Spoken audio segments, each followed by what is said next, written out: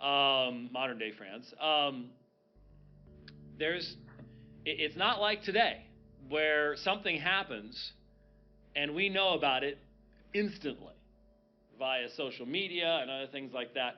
That is an extremely new situation. And unfortunately, a lot of people, especially, again, I pick on the millennials, but you're very pickable. A lot of the millennials struggle to think in a meaningfully historical fashion because they're almost never challenged to think about history anyways. History just becomes a grab bag that you look for stuff that'll help you to support your particular political views or worldview or whatever else it is, rather than actually trying to enter into what life would have been like then and how people viewed the world and why they said the things they said and wisdom that we might actually gain from people who were not so ridiculously distracted by stuff as we are, that actually had an attention span beyond just a few seconds. And I keep remembering my time on CNN last year and talking with the producer and realizing they really do plan things for an attention span of 15 seconds. When you think about that, it says a lot. It says a lot about the current level of discourse in our world. I'm reminded of what Doug Wilson said to this one lady, a protester.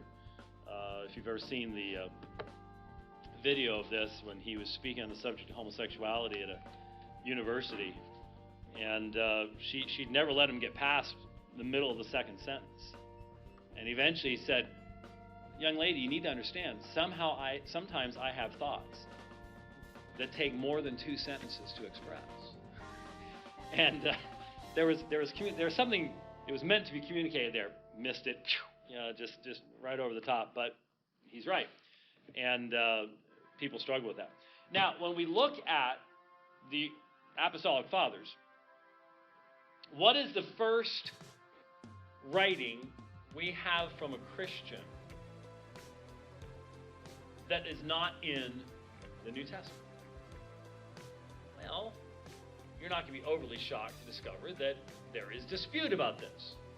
Mainly because most of your writings those days, now business documents, things like that, would be dated, and you can normally figure out, even if it's to such and such a year of such and such a person's reign, you can normally figure out what that is.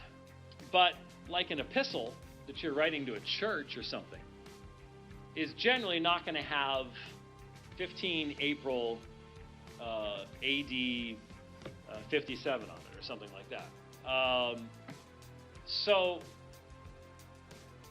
when we look at probably the two most likely documents that would qualify in the earliest outside the New Testament would be, well, this poor thing has seen better days, the Didache, and we'll just call it Clement of Rome. That is, as we will see, a inappropriate description that you will not find anywhere in the epistle itself, but we'll talk about that in a moment. Probably these two can be appropriately dated to the very last years of the first century. So the mid to late 90s. Now, some people put the Didache as early as the 80s or as late as the 120s. There's no date on it, so we simply don't know.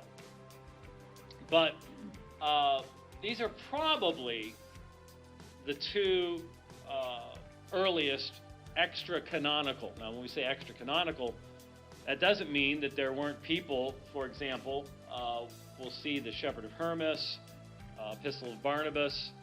There were limited number of people, primarily in geographical areas, that actually thought they were canonical for a period of time.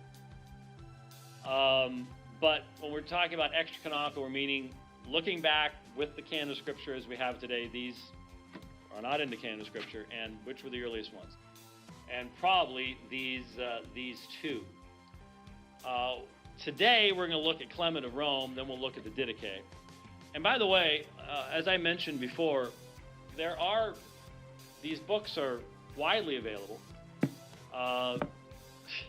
It's always funny to see people online or people on the internet trying to call these the lost books of the Bible and things that the church are hiding from us. And I mentioned to you the debate that we had down in South Africa, and one of the Muslims played a clip from the BBC about the Didache and how it's this secret thing, and they've got spooky music in the background, and it doesn't have the deity of Christ in it, and just blowing this thing up. Like, I've been reading the portions of Didache to my students as I started teaching church history in 1990. It was hard for me literally to keep from laughing at how absurd this was, but there are certain people that the BBC loves that, as long as it's anti-Christian, it'll get on there.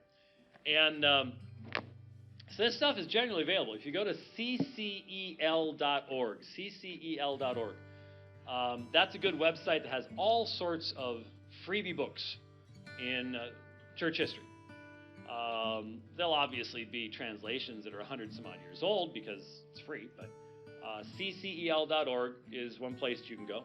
Here's a paperback by Michael Holmes, The Apostolic Fathers, Greek Text and English Translations. So here's The Apostolic Fathers. It's about twice as big as it needs to be because it has Greek and English in it.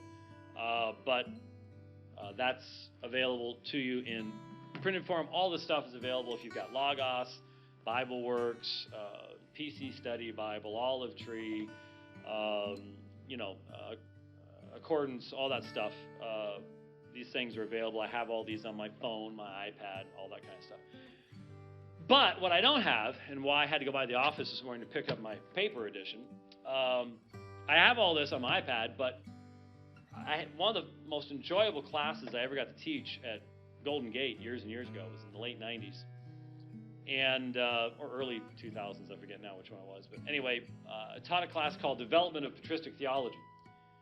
And basically, a bunch of guys I had taught Greek to earlier, we sat around with Clement and the Didache and Ignatius and translated and talked about the apostolic period and the development of theology and stuff like that. It was a blast. We even had one class on a cruise, which was really fun. Sit around, after a nice huge meal and talk